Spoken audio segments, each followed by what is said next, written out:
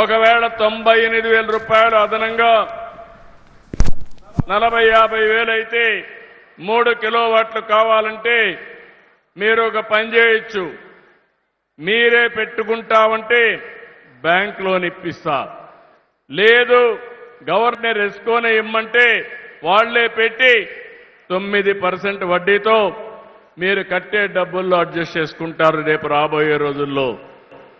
దీనివల్ల రాబోయే 4-5 సంవత్సరాలు ఆ డబ్బులు కట్టేస్తే ఆ తర్వాత శాశ్వతంగా కరెంటు ఛార్జీలు కట్టే పరిస్థితి ఉండదు.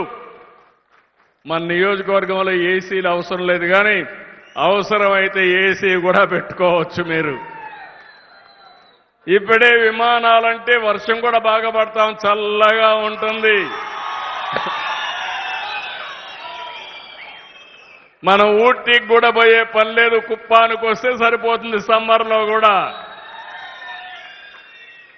అందుకనే మీరు ఒక్కసారి చూస్తే ఈ రూఫ్ టాప్ కరెంటే కాకుండా రైతులు మీరు మీ పంప్ సెట్ కరెంటు పెట్టుకుంటామంటే ఉచితంగా నేనే డబ్బులు ఇస్తా, ఉచితంగా సోలార్ కరెంటు పెట్టే బాధ్యత మాది. అంతేకాదు కరెంటు వస్తే వాడుకోండి, మిగిలిన కరెంటు డిపార్ట్మెంట్కి ఇవ్వండి, మళ్ళా మీకు అవసరం మళ్ళా ఇస్తాం.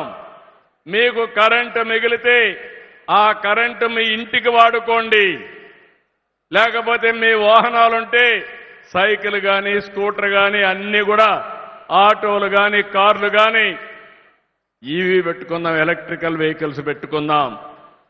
ఇంకా మీకు కరెంటు పెట్రోల్ డీజిల్ పంపుకు పోయే పని లేదు, ఇంట్లోనే ఛార్జ్ చేసుకోవచ్చు.